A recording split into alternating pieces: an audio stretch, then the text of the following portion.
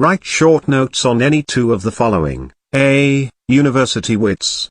B. Elizabethan lyrics and sonnets. C. Victorian novel.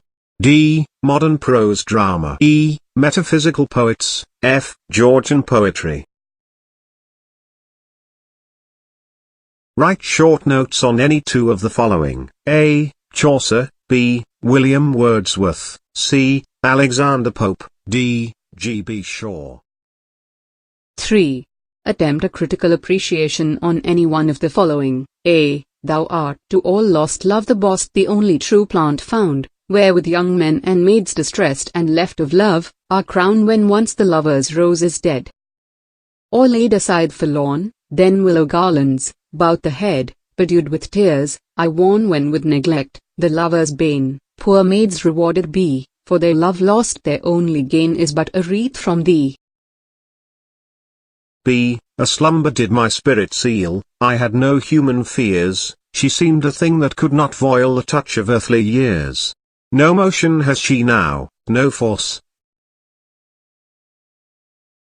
Or she neither hears nor sees, rolls round in earth's diurnal course, with rocks, and stone, and trees. 4. Write a précis of the following and suggest a suitable title. Conversation is a fine art. It is the art of exchanging thoughts. It is an end which even the least gifted of us can learn. Not everybody can paint or play music, but almost everyone can talk. Conversation, therefore, is that art which gives the greatest pleasure to the greatest number. To talk, says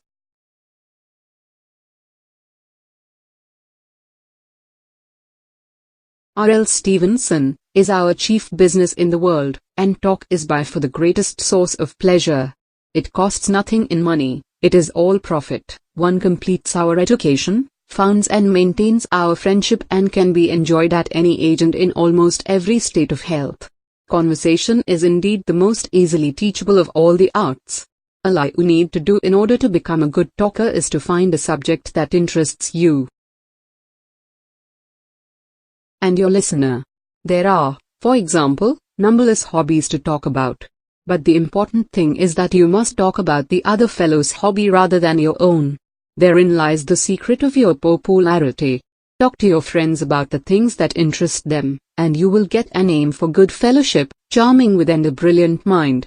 There's nothing that pleases people so much as your interest in their interests. It is just as important to know what subjects to avoid as what subject to select for good conversation. If you don't want to be a bore, be careful to avoid certain unpleasant topics. Avoid talking about yourself unless you are asked to do so. People are interested in their own problems, not in yours. Sickness or death pose everybody. Paper 2. 1. Explain, with reference to the context, the following.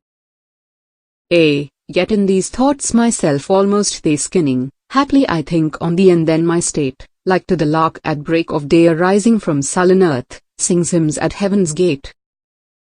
Or, yet let him keep the rest, but keep them with repining restlessness, let him be rich and weary, that at least, if goodness lead him not, yet weariness may toss him to my breast. B. Or like stout Cortes, when with eagle eyes he starred at the Pacific, and all his men looked at each other with a wild surmise silent, upon a peak in Darien.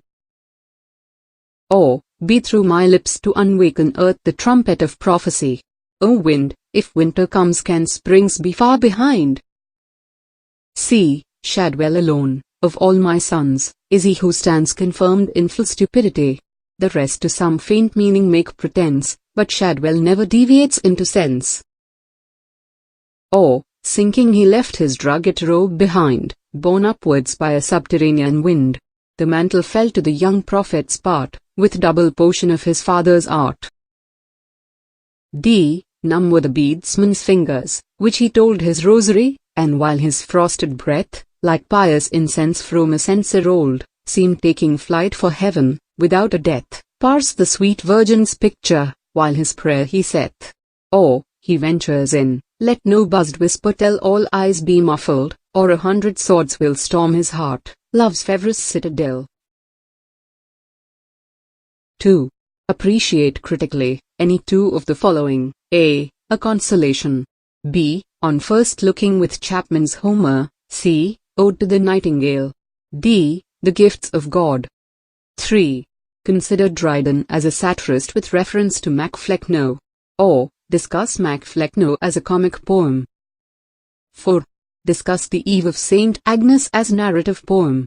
Or, attempt a character sketch of Madeline in The Eve of St. Agnes. 5. Define with example any two of the following: simile, anticlimax, couplet, hyperbole, epigram, blank verse, pathetic fallacy.